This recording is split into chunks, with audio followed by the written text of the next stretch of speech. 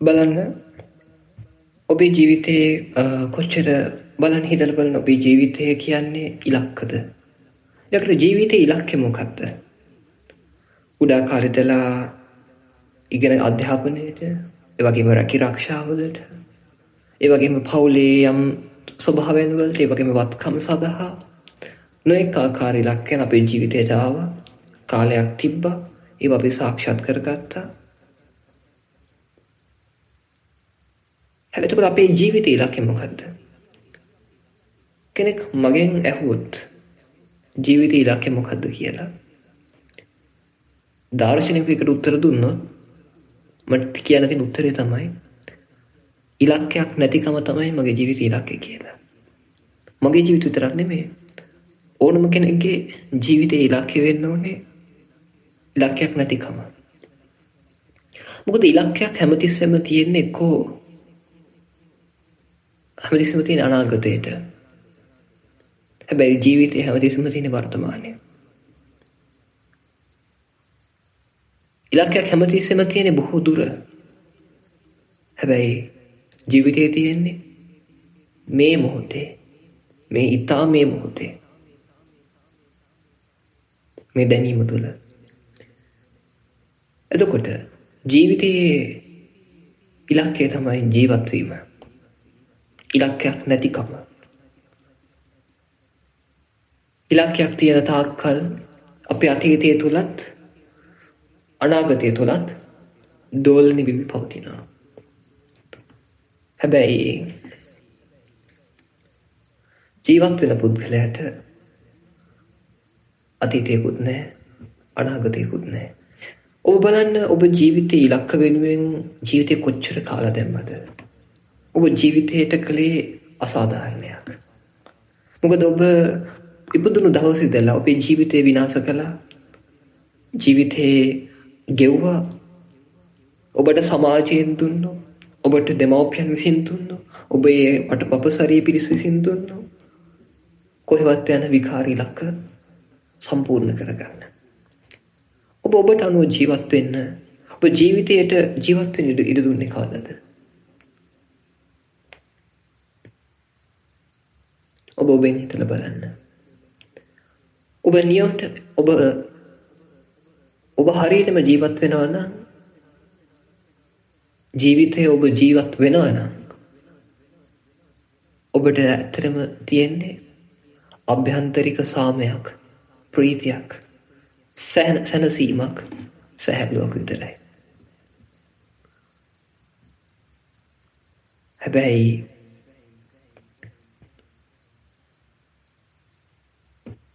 අපි ඉලක්ක තුල ගත කරන ජීවිතය තුළ අපිට හැමතිස්සෙම තියෙන වෙහෙසක්, පීඩනයක්, අතෘප්තිකර භාවයක්. ඔබ මදක් නැවතිල්ල හිතලා බලන්න ජීවිතේ මේ හැම දෙකම අරමුණ මොකක්ද කියලා පොඩ්ඩක් නැවතිල්ල හිතලා බලන්න. ජීවිතේ බොහෝ දේවල් හබාගෙන අපි යනවා. මේ හැම දෙකම අරමුණ මොකක්ද?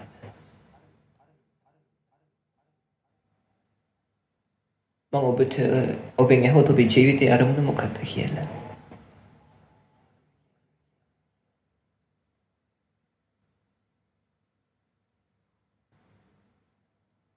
ඔබ මොන වගේ උත්තරයක් දෙයිද?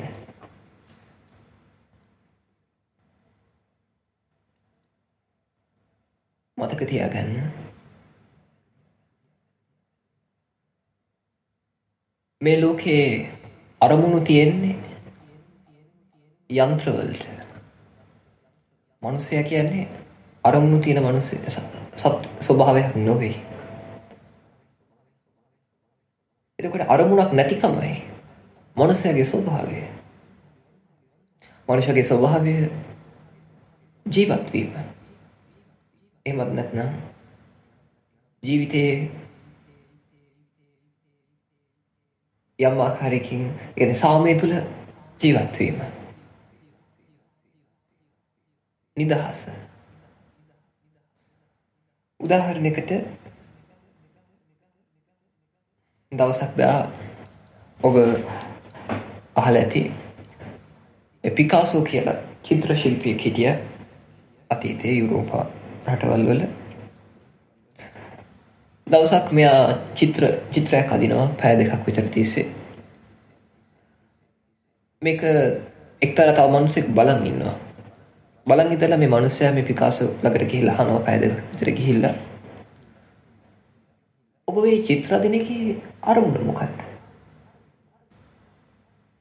ඊට පස්සේ පිකාසෝ උත්තර දෙනවා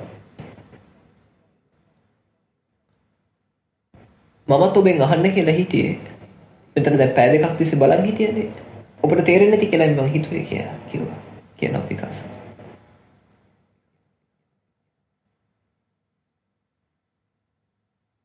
එයා කියනවා උදාහරණයකින් උත්තර දෙනවා.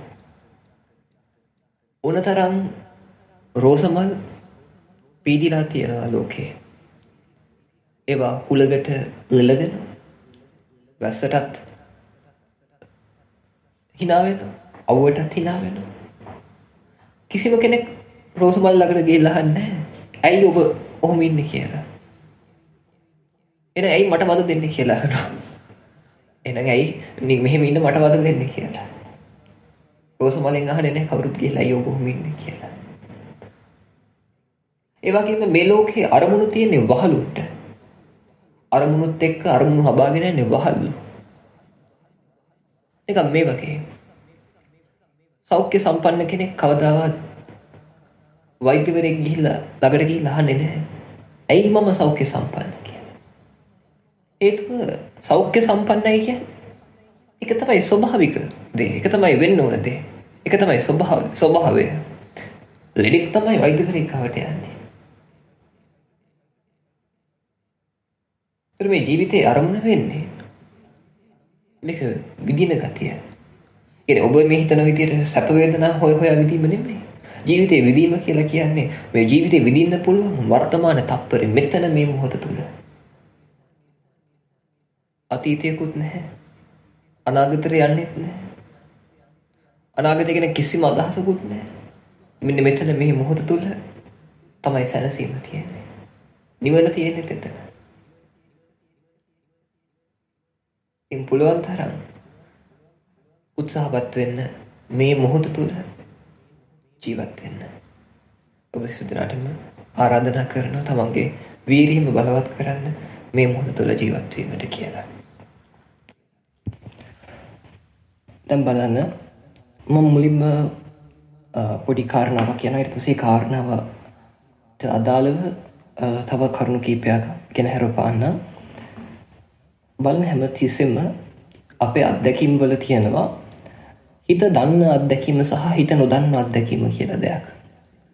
ඒ කියන්නේ මනස දන්න දැන් හුස්ම ගත්තොත් මනස දන්න හුස්ම තමයි ඔබ හුස්මට අවධානය යොමු කරපුවම තියෙන්නේ.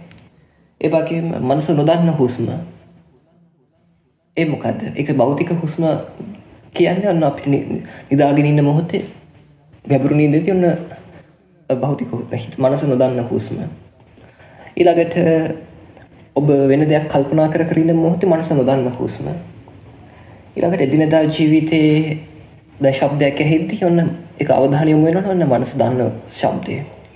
අදිට අවධානය වෙන දෙයක තියාගෙන සද්ද ඇහුනොත් සද්ද ඇහෙන්නේ. අන්න ඒක මනස නොදන්න සද්දේ.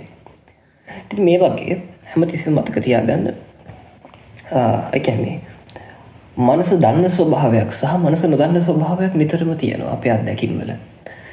හැබැයි අපේ මනසේ අදහසක් තියෙනවා අවිද්‍යාව හින්දා මට මේ දැනුණත් නැතත් ස්වාධීන ද්වේතාවයක් තියෙනවා කියලා. ඒ උදාහරණයකට ඔබ දැන් මගේ ශබ්දය අහගෙන යනවා. මගේ කටහඬ අහන් ඉන්නවා. ඉතින් මේ අහන් ඉන්න යම් අවස්ථාවක ඔබ දිගටම අහගෙන යනවා. යම් අවස්ථාවක ඔබට ඔබේ හිතට සිතුවිල්ලක් එනවා.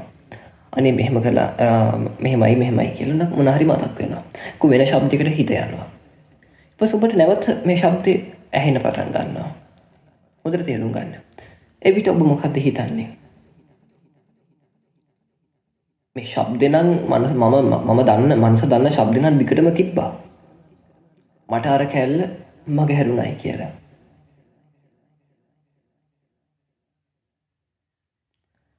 මනස දන්න ශබ්දේ දිගටම තිබ්බා. මට අර කැල්ල මගේ හැරුණයි කියලා. අපිට කලින් උපමාවක් හම්බුණා කොහොමද? කණ්ණාඩියකින් කෙනෙක් මූණ බලනවා. කණ්ණාඩියෙන් යම් කෙනෙක් මූණ බලද්දී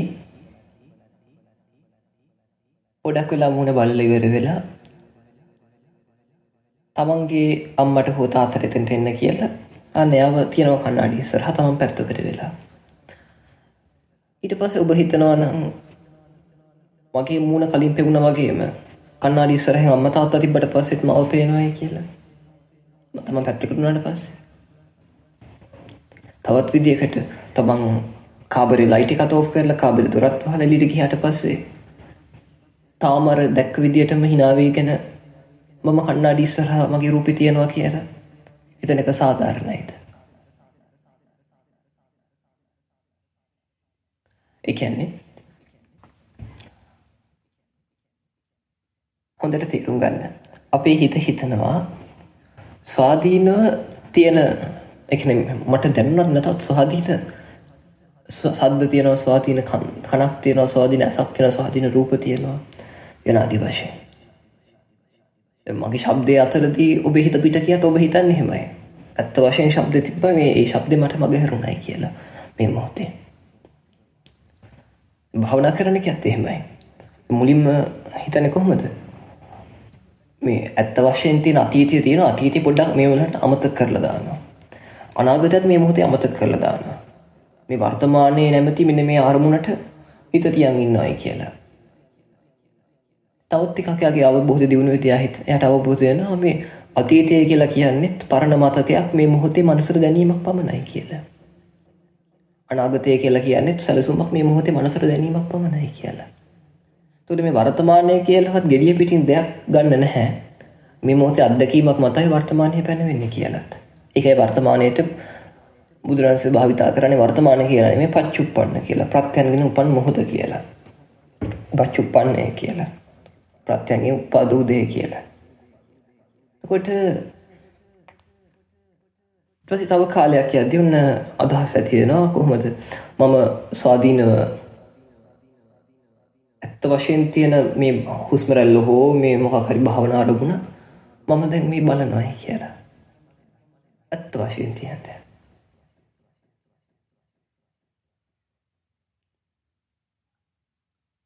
ඒක මුලාවක්. හොඳට හිතලා බලන්න. අර මම කලින් කියලා තිනවා කෘතිම බුද්ධියක් ඇති රොබෝවරයෙක් හිතනවා නම් මම ලෝකයක ඉන්නවා, ලෝකයේ තුල මම ඉන්නවා කියලා. රොබෝට එහෙම හිතන්න අයිතියක් නැහැ. මොකද රොබෝට එහෙම දෙයක් හිතනවායි කියලා කියන්නේ ඒක රොබෝගේ ඇතුළේ ඇති වෙන தත්ත්වයක් විතරයි. වෙන දෙයක් නෙමෙයි. අන්න ඒ වගේමයි මනසේ දැනීමක් තුලයි මේ ද්වේතාවේ බෙදෙන්නේ. අපි කොච්චර හිතුවත් මගේ ශබ්ද හැදී හිතන්නේ සද්දෙත් තියෙනවා, මමත් ඉන්නවා, මේ මොහොතේ මේ අවධානය එකට යොමු වෙලා මට සද්ද ඇහුණයි කියලා. හැබැයි ඒ සද්දේ ඇහිීම තුලයි මනස දන්න කනත් සද්දයක් බිහි වුණේ. උතන තමයි මුළු මහත් සංසාර ගැටලුවම හිර වෙලා තියෙන්නේ. උතන තමයි අවිද්‍යාවේ මූල බීජය. උතනයි මෝහේ, මුලාවේ, මායාවේ ඝන අන්ධකාරම තැන. ඒකයි කිව්වේ මේ අවිද්‍යාව තමයි අපේ තාත්තා කියලා. අපිට උපත ලැබලා දෙන නියම තාත්තා අවිද්‍යාව කියලා. මෙන්න මේ හැඟීම, මෙන්න මේ අවිද්‍යාව හින්දාමයි භවයක් සකස් වෙන්නේ, ලෝකයක් සහ මමෙක් පැනවෙන්නේ. මොකද අවිද්‍යාව?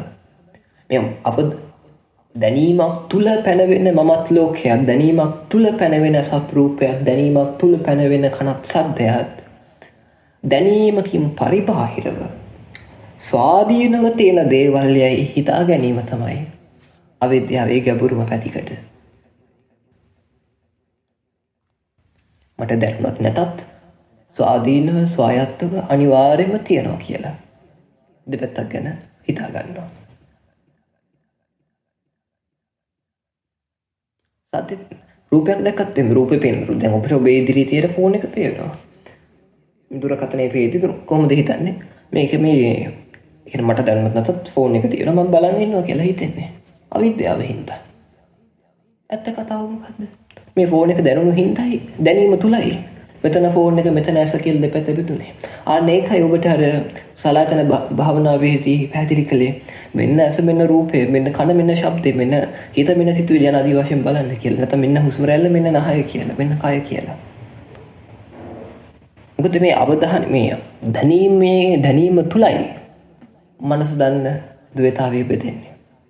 දැනීමකින් පරිබාහිර ද්වේතාවයක් නැහැ. මේ විදිහට හිත පවත්වන කෙනාට මේ ලෝකේ කිසිම කාරණාවක් නැහැ පීඩාවටපත් වෙන්න. මේ ලෝකේ කිසිම කාරණාවක් නැහැ දුක් වෙන්න. මේ ලෝකේ කිසිම කාරණාවක් නැහැ වෙහෙසටපත් වෙන්න. එයාට මේ මොහොතේ මොන දේ දැනුණත් මගේ ශරීරය ඝාතනය වෙයි කියලා දැනුණත් මේ මොහොතේ මනසේ දැනීමක් තුළ බිහි වුණු දෙපැත්තක්. ශරීරය ඝාතනය වීම ඇති සිතුවිල්ල එක දැනුණාමයි කියන්නේ. එයා මේ ලෝකේ ඉක්මවා ගිය ලෝකෝත්තර තත්ත්වයටපත් වෙච්ච නිවන් ගිය කෙනෙක්. නිවිලා සැනසුණු කෙනෙක්. නිවීම තුළ හිත පවත්වන කෙනෙක්. අවබෝධය තුළ ජීවත් වෙන කෙනෙක්. නැවත හිතලා බලන්න. ඔබ ඔබේ මූණ කණ්ණාඩියෙන් බල බල ඉන්නවා. ඊපස්සේ ඔබේ අම්මව හෝ තාත්තව ගෙනලා තෙලින් තියනවා. ඊපස්සේ ඔබ පැත්තකට යනවා. ඔබ තාම හිතනවා නම් මගේ ඡායාව තාම කණ්ණාඩියේ වැටෙනවායි කියලා. ඒක බොරුවක්. ඒක මුලාවක්. මොකද හේතු සකස් වෙද්දී දැනගන්නේ. ඒ හේතුව නැත්තම් දැනීමක් නැහැ. අපි හිතනවා නම් මට දැනුණොත් නැතත් ඒක තියනවායි කියලා. ඒක මුලාවක්. හිතා ගැනීමක්. මොකද අපි හැමතිස්සෙම අපි ගනුදෙනු කරන්නේ මනස දන්න අරමුණු එක්ක. මොකද කියන්නේ මනස නොදන්න හුස්ම රැල්ලක් ගැන අපිට කිසි වැඩක් නැහැ. අර මනස නොදන්න දෙයකින් කවදාවත් අපිට දුකක් හටගන්නේ නැහැ. දුකක් හටගත්තොත් හටගන්නේ මනස දන්න දෙයකින්. ඔබට ඔබේ කවුරු හරි යහළුවෙක් මිත්‍රයෙක් කොච්චර බැන්නත් ඔබේ අම්මා තාත්තා මතක් කරලා බැන්නත් ඔබ නැති තැනක ඒකකින් කිසිම දෙයක් ඔබට වෙන්නේ නැහැ. ඔබ තුල ඔබට ඒක ගැන ආරංචියක් හරි ඇති වෙච්ච තැන මනස දැනගන්න මට්ටමටපත් වෙච්ච තැනයි එතන ප්‍රශ්නේ ඇති වෙන්නේ. එතකොට මේ මනස මේ ඒ කියන්නේ ඒකයි කිව්වේ යම් කිංචි දුක්ඛං සම්භූති සබ්බං විඥානපච්චය විඥානස්ස නිරෝධේන නැති දුක්ඛස සම්භවෝ කියලා. යම් කිසි දුකක් හට ගන්නවාද ඒ සියල්ල මේ දැනීම ප්‍රත්‍යයයි. විඥානයක් නැත්නම් දැනීමක් ඇති වෙන්නේ නැත්තම් නැති දුක්ඛස සම්භවෝ දුක හට ගැනීමක් නැහැ. ඉතින් මේ කාරණා ටික හොඳින් වටහාගෙන මෙන්න මේ ද්වේතාවයට අහු නොවි මැදට මේ මැද නැමැති මේ දැනීමටත් අහු නොවින්න. මොකද මේ දැනීමේ කෘත්‍යය කියන්නේ මේ විඥානයේ කෘත්‍යයම තමයි. විශේෂ දැනීම කියන්නේම ඇසයි රූපය කනයි සද්දේ මනස සිතුවිලි කියලා බෙදලා දෙන එක. හැබැයි මේ බෙදලා දෙන්නේ ඇත්ත දෙපැත්තක් නෙමෙයි. ඒ දැනීමේ කෘත්‍යයක් මත මනස තුල බෙදලා දෙපැත්තක් පෙන්වන්නේ හිතින්. කවදාවත් අපිට එහෙම නැතුව ස්වාධීන අසරූප කන සත් අත්දකින්න බෑ. අපි හැමතිස්සෙම අත්දකින්නේ මනස දැනීමක් තුල බෙදුණු දෙපැත්තක්. අන්න මේ බව අවබෝධ වෙද්දී මොන රූප සුන්දරියක් මොන රූප සුන්දර තරුණයෙක් ආවත් ඒකත් ඇර දැන සිටීමක් විතරයි. මනස දැනගත්තු හින්දා මේ මොහොත තුල බෙදුණු දෙපැත්තක් රූපයයි ආවලමයි කියලා. එතනින් එහා අර ඇලෙන්න ගැටෙන්න දෙයක් නෑ. මොකද ඒ කියන්නේ බලන්නේ පෙනෙන්නේ දැනෙන්නේ මට නෙමෙයි නං. මට නෙවෙන බව එයාට අවබෝධ වෙලා නම් ඒට ඇලීමක් ගැටීමක් ඇති වෙන්නේ නැහැ. ඒක මෝහය නැත්නම් රාගයක් නැහැ, ද්වේෂයක් නැහැ. ඔබ සියලු දෙනාටම මෙන්න මේ අවබෝධය තව තවත් දියුණු කරගන්න වාසනාව ශක්තිය උදා වේවා කියලා ආශිර්වාද කරමින් අදට නවතිනවා. ප්‍රශ්න තියෙනවා ඉදිරිපත් කරන්න. එහෙනම් සම්හංස මම ඊයේ මේ භාවනා කරලා ඊයේ රෑ තමයි උනේ මේ භාවනා කරලා ඉවර වෙලා අරිනකොට මට මේ S2කින් ඉස්සරහ තියෙන දේවල් පේනවා. අද උදේත් එහෙම වුණා. නමුත් කය හිතයි වෙන් වෙලා වගේ. කය මේ ඝනකම් වෙලා වගේ හොඳට වාඩි වෙලා ඉන්නවා මට පේනවා සම්හංස. මේ ඇස්සරලා ටිකක් වෙලා විනාඩියක් දෙකක් වගේ එහෙම බැලුවා. එතකොට නැගිටින්න අමාරු ගතියක් වගේ තිබුණේ. මේ ආපහු හැපී වෙගෙන ඉන්නවා. ඊට පස්සේ ආයෙත් ස්පීලා ආයෙත් එහෙම තුන් සැරයක් වගේ වුණා. එතකොට අය මේ ඒත් එහෙමම තියෙනවා නැගිටින්නත් හිතෙන්නේ නැහැ. එහෙමම දැනෙන වෙලාවක් හිටිය ස්වාමීන් වහන්සේටත් එහෙමයි.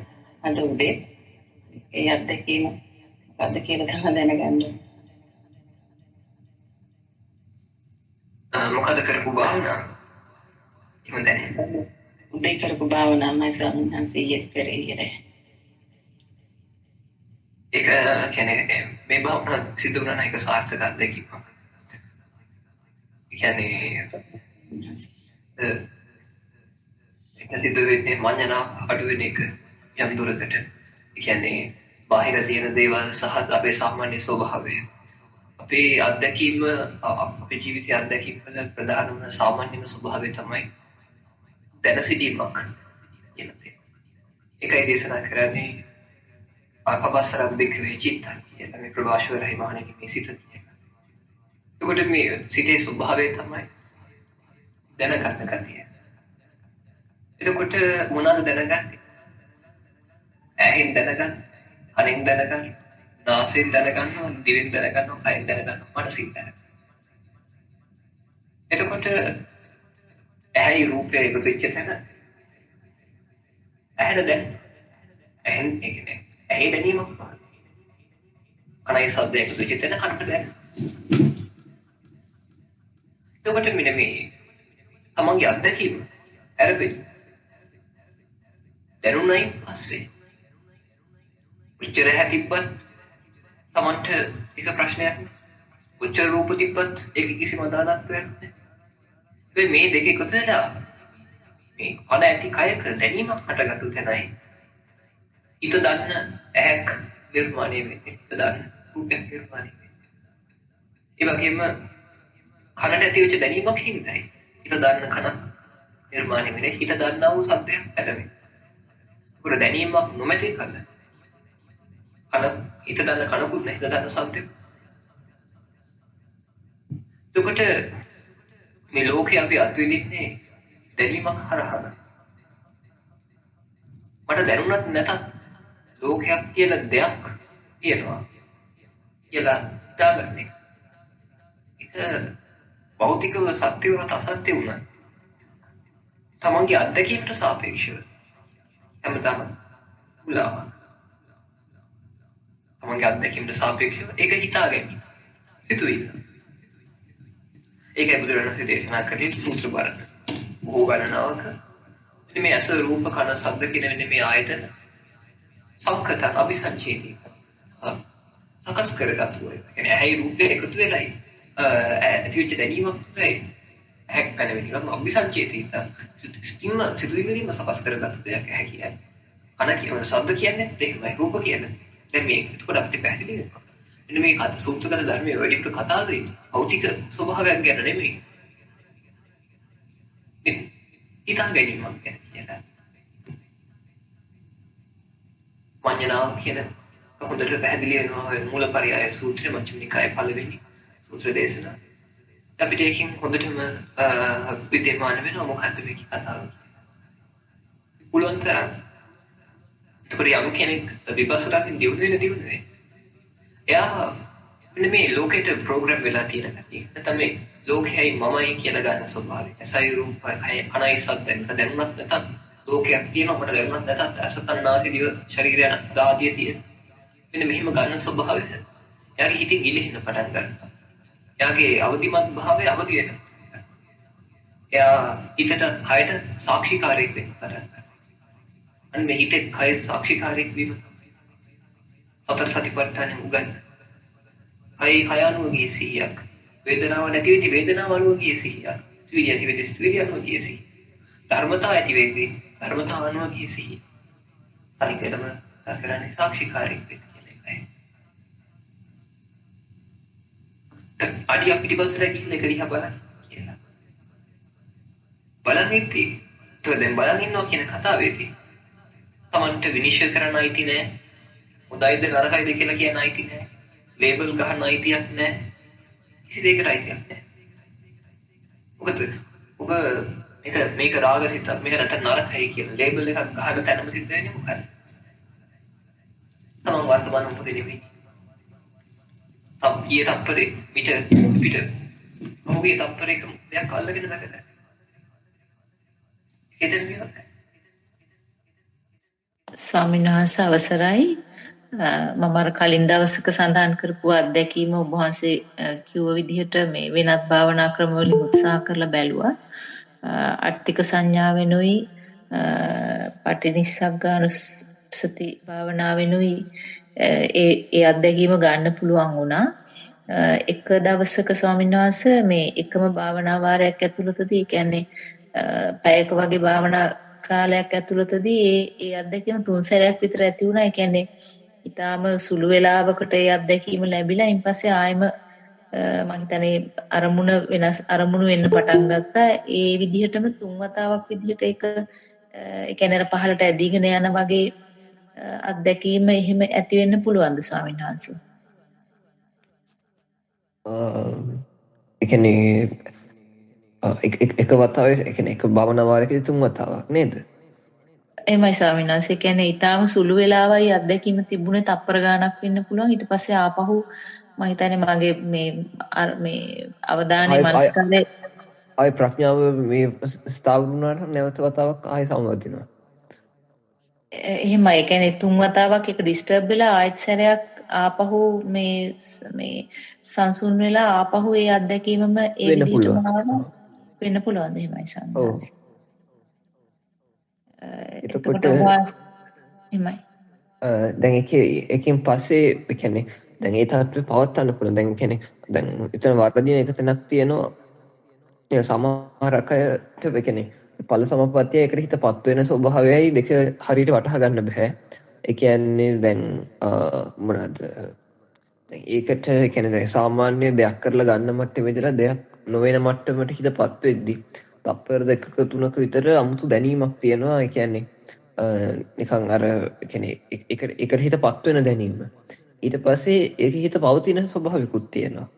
එතකොට ඒකේ ප්‍රධාන ලක්ෂණයක් තමයි ඒ කියන්නේ හිස් භවයේදී ඒ කියන්නේ හිස් භවයේ ඉන්න මම කියන අදහස තියෙනවා. ඒ කියන්නේ හිස් භව අත්දකින්නවා. එහෙම නැත්නම් ඒ කියන්නේ හිස් භව කියලා දෙයක් පනවන්න පුළුවන්. ඒ කියන්නේ හිස් භව තුළ ඉද්දී මේ හිස් භව කියලා දකින්න පුළුවන්. හැබැයි නිවනේ තියෙන වෙනස තමයි නිවනට පසුනට පස්සේ මේක නිවන කියලා දකින්න බෑ. ඒ දැක්ක ගමන් කැඩෙනවා ඒක. එහෙම මොනවා හරි හිතන්න ගිය ගමන්. එතකොට මොනවාද මේකේ කියන්නේ ඒක ප්‍රධාන ලක්ෂණයක්. කියන්නේ ඒ කියන්නේ දැන් හිස් භවයේ ස්වභාවය සාමාන්‍යයෙන් කියන්නේ ශුන්‍යතාවයක හෝ අනිමිත හෝ අපරිත සමාධියක ස්වභාවය තමයි. ඒක කියන්නේ සාමාන්‍ය භාවනා කරන විදියටම ඉඳගෙන කියන්නේ සාමාන්‍ය වාඩි වෙලා ඉන්න විදියටම ඉඳලා ඇති වෙන සමාධිමත් ස්වභාවයක්. හැබැයි සාමාන්‍ය විදිහට අර භාවනාවට වාඩි වෙච්ච වෙලාවේ තියෙනවා වගේ ස්වභාවය. කියන්නේ ඒක අහා සමාන වෙන අත්දැකීමක්. හැබැයි නිවනේ අත්දැකීම අරකට වඩා වෙනස්. සාමාන්‍යයෙන් අර භාවනාවට වාඩි වෙච්ච කෙනා නෙමෙයි නිවනටපත් වෙද්දී එයාගේ ස්වභාවය තියෙන. ඒක සම්පූර්ණයෙන්ම කියන්නේ දැන් කොන්ද කෙලින් වෙලා ගිහිල්ලා බොහොම ප්‍රබල සමාධියකට එයා කියන්නේ සුළු මොහොතකට හරිපත් වෙනවා. එතකොට අන්න එතන හොඳ වෙනසක් තියෙනවා. ඒ කියන්නේ ඒ දැන් සමහර අය ඵල සමපatti එහෙම නැත්නම් මේ නිර්වාණ ධාතුව අත්දකින්නවා කියන එකදී පටලව ගන්නවා. ඒ කියන්නේ මාර්ගසිතයි ඒකයි. ඒ කියන්නේ දැන් තප්පර දෙකක ට්‍රාන්සිෂන් එක. එතකොට ඒකත් දැනෙනවා. ඊට පස්සේ තමයි ඵල සමාපatti උදා වෙන්නේ. එතකොට එතනදී අය හොයාගන්න තියෙනවා මේක ඵල සමාපත්තියද නැත්නම් ඵල සමාපත්තිය බිඳිලාද කියලා. ඒ කියන්නේ හරියට පත් වුණාට පස්සේ ඒක ටිකක් වෙලා තව ඉන්න පුළුවන් ගතිය තියෙනවා දවසක විනාඩි කීයක් නෑ ස්වාමීන් වහන්සේ මේ ළඟදී ආපු එකේ එහෙම ඉන්න පුළුවන්කමක් තිබුණේ නෑ. මම හිතන්නේ හරි ඉක්මනින් ආපහු බින්දුනා. නමුත් කලින් සැරවල අත්දැකීම් වලදී සුළු වෙලාවක් ඉන්න පුළුවන් වුණා. බලන්න මෙන්න මේ විදිහට දැන් ඒ කියන්නේ ආයේ ඕනම භාවනාවකින් ඒ පළවෙනි කාරණා දෙකක් මම පරීක්ෂා කරන්න. පළවෙනි එක මොනවාද? ඒ කියන්නේ නැවත නිවනටපත් වෙලා ඒ කියන්නේ ඊගේ ට්‍රාන්සිෂන් එකක් සිදු වුණාට පස්සේ තියෙන ස්වභාවය ඉන්න බලන්න. ඒක ආයෙ කැඩුනොත් ආයෙ වතාවක් ප්‍රඥාව බලවත් කරන්න. කියන්නේ මේක දැන සිටීමක් කියලා බලවත් කරන්න විතරයි තියෙන්නේ. කියන්නේ දැන් අනුසර මේ දැන සිටීමක් කියලාවත් වචනයක් අවශ්‍ය වෙන්නේත් නැහැ. අර ඒ කියන්නේ දැන් භාවනාවෙන් දිනුනා එක තේරෙනවා නිකන් සිහිය තද කරන්න විතරයි ඕනේ. සිහිය තද කරනත් එක්කම නැවත නිවනට හිතපත් වෙනවා. අර විදිහටම කිඳා බහිනවා ආයේ. ඒක තේරෙන්නත් දන්නේ නැහැ. ඒ කියන්නේ මොනවද? ඒ කියන්නේ සිහිය බලවත් කරන්න විතරයි තියෙන දැන්. ඒකයි කියන්නේ අර කියන්නේ ඔය පංච ඉන්ද්‍රිය ධර්ම ටික පංච බල ධර්ම බවට පත් වෙනවා කියලා. යාට නිකන් එක පාලනය කරන්න පුළුවන්. සිහිය බලවත් කරන්න විතරයි ඕනේ. ආය අතන්ටම හිතපත් කරන්න පුළුවන්. කියන්නේ නිවන මෙනෙහි කරන්න විතරයි ඕනේ හිතට. මෙහෙම ස්වභාවයක් කියලා මෙනෙහි කරපුවම නැවත එකට හිත යනවා. අන්න ඒ වගේ ගතියක් තියේවි. ඒ කියන්නේ ආයෙ කැඩුනත් ආයෙපත් කරන්න. ඊට පස්සේ එහෙමයි පුළුවන් තරම් ස්වාමීනි. මොකද? එහෙමයි ස්වාමීන් වහන්සේ උත්සාහ කරන්නම් ඒක. ඔව්. එක් වතාවක් අත්දැකීමක් තිබුණා ස්වාමීන් වහන්සේ ඔබ වහන්සේ අර සඳහන් කරා මේ වෙලාවක් අදිෂ්ඨාන කරගෙන කරන්න කියලා. ඒක දැන් දවස් 2-3කට කලින් ඒ අත්දැකීම ලැබුණේ. එතකොට මම ඇස්සරලා ඔරලෝසු දිහා බැලුවේ නැහැ විනාඩි 10ක් ටයිම් කරගන්න. නමුත් මට අර කුස්සියට යන්න අවශ්‍යතාවයක් තිබුණා 12:40 වෙනකොට වගේ. මම ඒක හිතින් හිතාගෙන දිගට මෙහෙමම භාවනාවේ හිටියා. ඊට පස්සේ අර අර පහලට ඇදීගෙන ගිහිල්ලා එතනින් පස්සේ උණ සිද්ධිය මම කියන්නේ පස්සේ එහෙම මං ඇස් පියාගෙන ඒකෙම උත්සාහ කරා කොහොම හරි තත්වෙම ඉන්න. ඉන් පස්සේ මේ මට ඇහැරින්න ඕන කියලා හිතුණා එක අවස්ථාවකදී හරියටම මේ වෙලාව බලනකොට වෙලාව මට අවශ්‍ය වෙලාවට තමයි මම ඇහැරලා තිබුණේ. ඒක ඔව් එක් වතාවක් ආවි ස්වාමීන් වහන්සේ. ඒ කියන්නේ හිත බොහොම ඒ කියන්නේ අවදිමත් කාලයත් එක්ක දැන් අපි සමහර වෙලාවට අධිෂ්ඨාන කරනවා ඒ කියන්නේ 12ට විනාඩි 5කට කලින් කියන්නේ නැගිටීවා කියලා. ඒ කියන්නේ දැන් එහෙම වෙද්දී ඒ කියන්නේ විනාඩි 5කට කලින් භාවනාවෙන් මිදෙනවා. ඒ කියන්නේ එහෙමත් අධිෂ්ඨාන කරන්න පුළුවන් එක විදියට. 12ට කියලා ඕනෙත් නැහැ විනාඩි 20කින් නැගිටින්න කියලා ඕනෙත් කියලාත් පුළුවන්. එහෙම නැත්නම් 12ට විනාඩි 5කට කලින් කියලා කියන්නත් පුළුවන්. ඒ කියන්නේ එහෙම නැත්නම් විනාඩි 2-3කට කලින් කියන්නත් පුළුවන්. අපි මම දන්නේ ඒක හිත ශක්තිමත් ඒතරම්.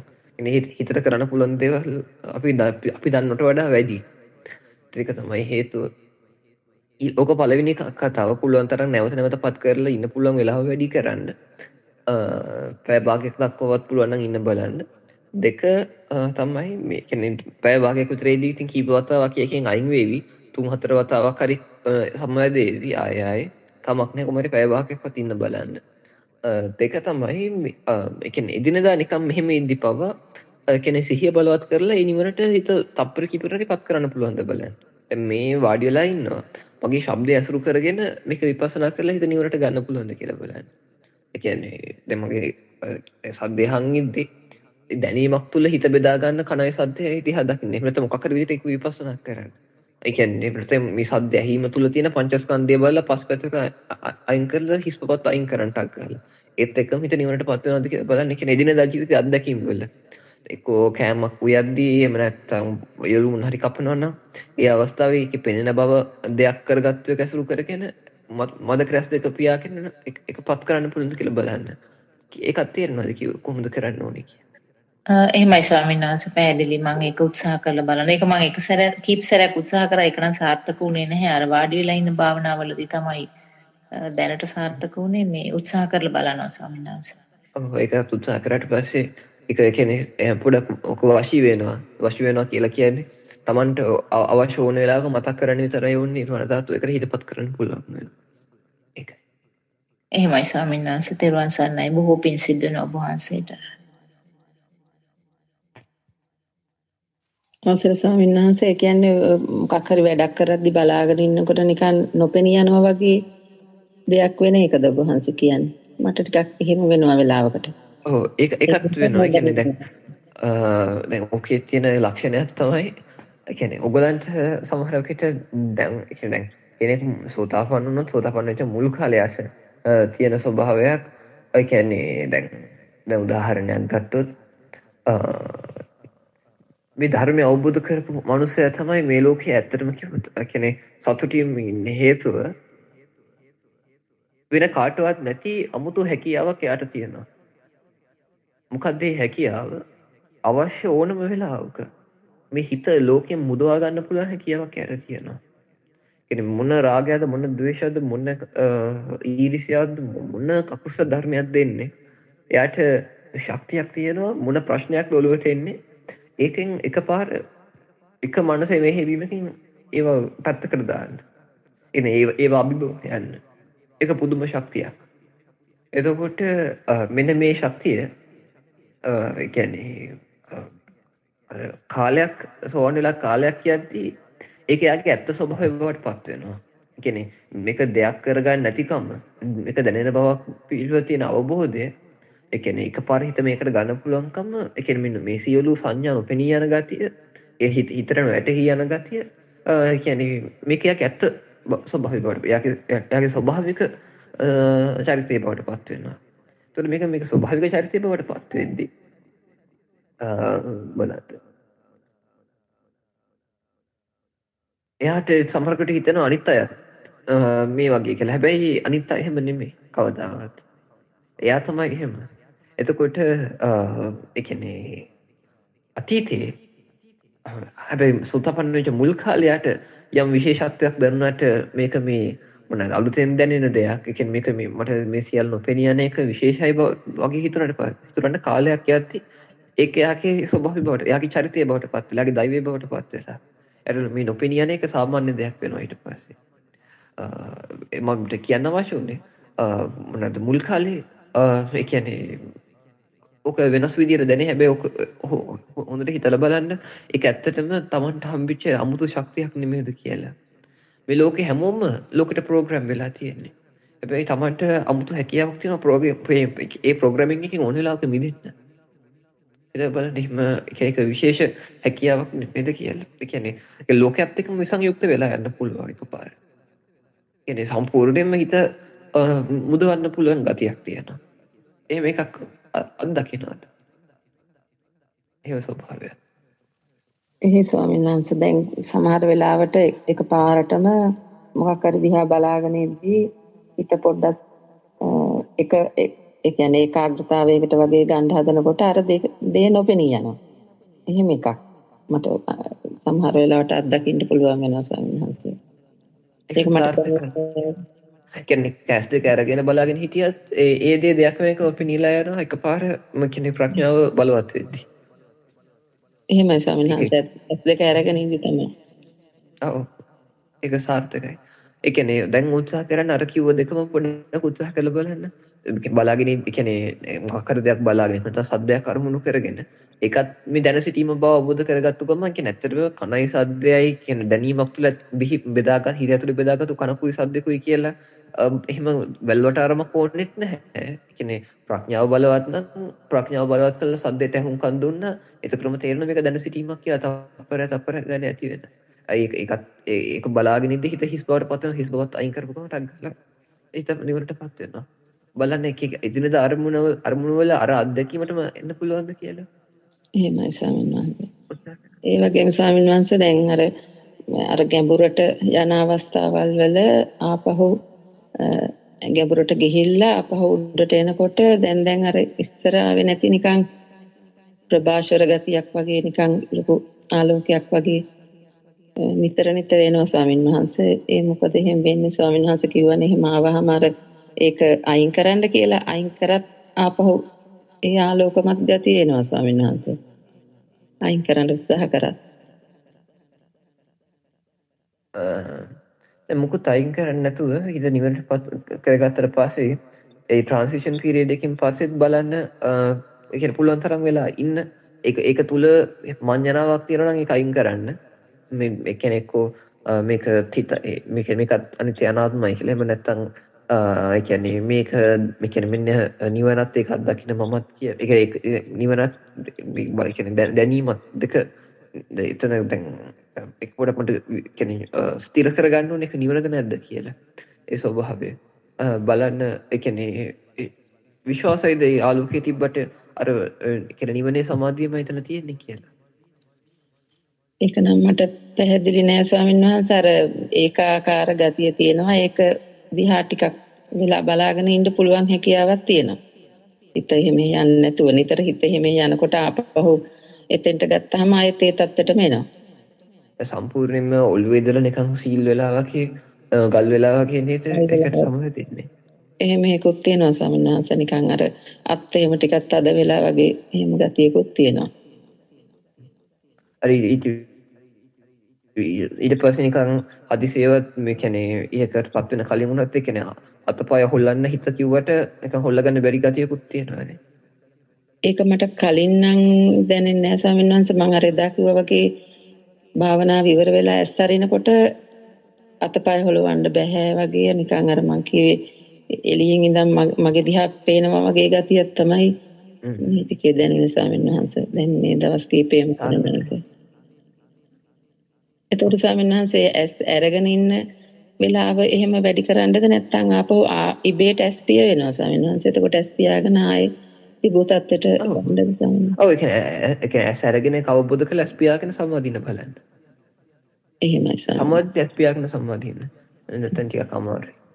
එතකොට අර කිව්ව දෙක කරන්නකෝ එකක් පත් වෙලා ඉන්න පුළුවන් වෙලාව වැඩි කරන්න පැය භාගයක් දක්වා ඒක ඉක්මනට ඉවර කරන්න ඊළඟ එක එනේන අරමුණු වල කියන්නේ දැන් හුසිය වැඩක් කරනවා ඔන්න හිතමුකෝ මේ හොඳක් නටන සද්දයක් තියෙනවා කියලා. එහෙමම ඇස් දෙක පියාගත්ත හිටගෙන කොතන හරි අල්ලගත්තා ඒකේ කොහෙන් හරි පොඩක් කියන්නේ ජැක් එකක් ගහගත්ත නැත්නම් වැටේ ඒ හින්දා එහෙමම ඒ සද්දය අරමුණු කරගෙනත් පුළුවන්. මේක දැන සිටීම බව අවබෝධ කරගත්තු ගමන් හිත හිස් වෙනවා. හිස් වෙනවත් එක්කම ඒකත් අයින් කරනවා. අනිත්‍ය අනාත්ම හිත මොකක් හරි විදිහකට විපස්සනා කරලා ඔන්න ඒත් එක්කම පත් වෙන්න පුළුවන්ද කියලා බලන්න. අඩුම තරමේ අර ට්‍රාන්සිෂන් පීරියඩ් එකට අර තප්පර දෙක තුනක අර හිස් භාවයේ ඉඳලා නිමරටපත් වෙන අත්දැකීම්වත් ගන්න පුළුවන්ද බලන්න. එදිනෙදා අත්දැකීම් වලත්. ඒ ස්වාමීන් වහන්සේ. වහන්සේට ගොඩාක් පින් සිද්ධ වෙනවා ස්වාමීන් වහන්සේ. නිර්වාණ සරණයි.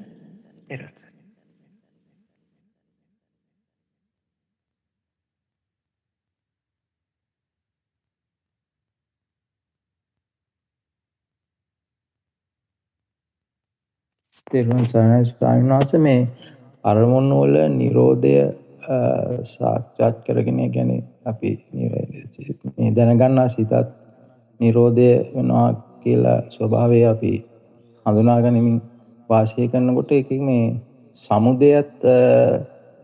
සමුදේ ස්වභාවයත් පොඩ්ඩක් එක ප්‍රත්‍යක්ෂ වෙනවා ස්වාමීන් වහන්සේ මේ ස්පර්ශය තුළ සමුදේ වීමත් සිදු වෙනවා කියලා. ඒකට ගැටලුවක් නැද්ද ස්වාමීන් වහන්සේ?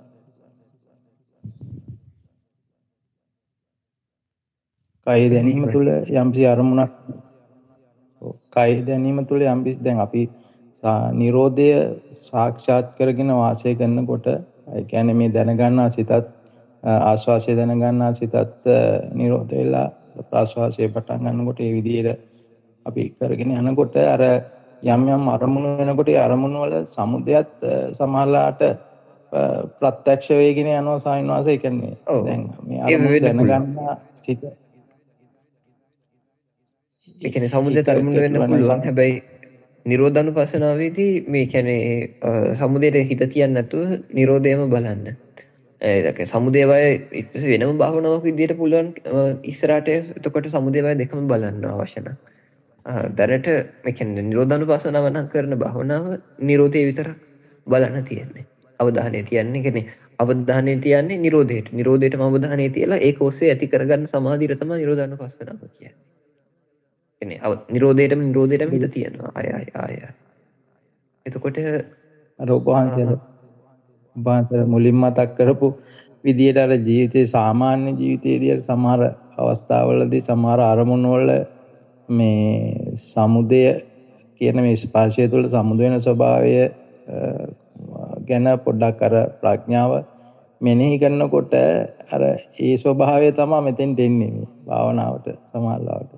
වහන්සේ මුලින් මතක් කළේ සාමාන්‍ය ජීවිතයේදී යම් පොඩි කාලයක් තුළ මේ අරමුණු වල සමුදය ගැන පොඩ්ඩක් අර ස්පර්ශය තුළ මේ සමුද වෙන ස්වභාවය ගැන ප්‍රඥාව මෙනෙහි කරන්න කියලා.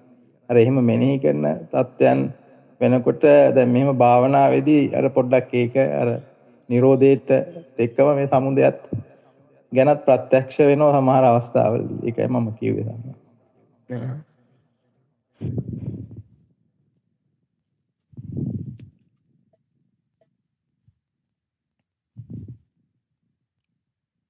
වාසේ වැටුණාද දන්නේ නැහැ මං කිව්වේ. මේ භාවනාවේමද එහෙම දැනෙනවා කිව්වේ.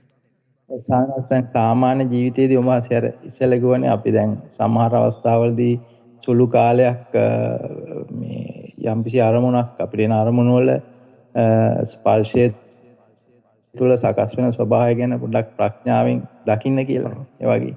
එතකොට අර ඒ වගේ දේවල් අපි අර ජීවිතේ පොඩ්ඩක් ඒවා අත්දකින්නකොට මේ දැන් මේ නිරෝධානුපස්සනාව කරනකොට අර මං කිව්වේ ඒ නිරෝධයත් එක්කම සමුදයත් ඒ ස්වභාවයත් අපිට ප්‍රඥා ගෝචර වෙනවා මේ ඒ තුල වාසය කරගෙන ඉන්නකොට මේ අරමුණු දැක ගනිමින් ඉන්නකොට. ඒකයි මම කිව්වේ සයින්ස්. අර පුහුණුව මෙතෙන්ට පොඩ්ඩක් එනවා කියලා. ඔව් අනිවාර්යයෙන්. සමකිනේ සමුදය බලන්න ලේසි වෙනවා. ඒ කියන්නේ සමුදයට වඩා අපි කොහොමද ඉන්නේ සමුදය පක්ෂයේ? දැන් උදාහරණයකට නිකන් එක පැත්තක් බලලා අනිත් පැත්ත බලන්නකෝ ඔළුව හරවලා. අපි ඉන්නේ අපේ හිත තියෙන සමුදය පක්ෂය හැමදෙස්සෙම. ඒ කියන්නේ ආයෙ පේනවා හැම කියන්නේ නිකන් ඔළුව එක පැත්තකට අනිත් පැත්තට හරවලා. ඉතින් අපිට අහු වෙන්නේම සමුදය. පේනවා. ඉතින් තප්පරයක් ගන්න පේනවා කියලා තමයි හිතගන්නේ.